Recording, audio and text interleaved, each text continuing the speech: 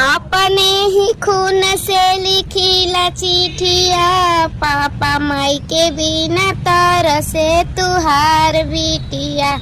पापा माई के बिना तरसे तुहार बिटिया। सास नाही मोरे ससुर नाही मोरे, सासु नाही मोरे ससुर नाही मोरे। जेठानी देखा में बड़ी बड़ी आखिया, पापा माई के बिना तरसे तुहार बिटिया। पापा माई के बिना तरसे तुहार बिटिया। जे करे ही संगे मोरा भयो बियाहवा, जे करे ही संगे मोरा भइलै बियाहवा।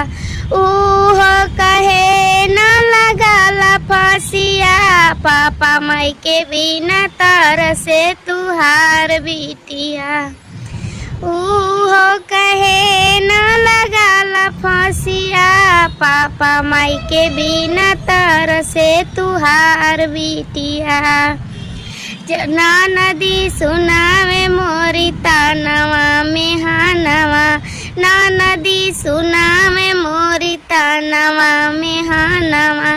कैसे कसहिला हजार बतिया, पापा माई के बिना तरसे तुहार बिटिया। पापा माई के बिना तरसे तुहार बिटिया।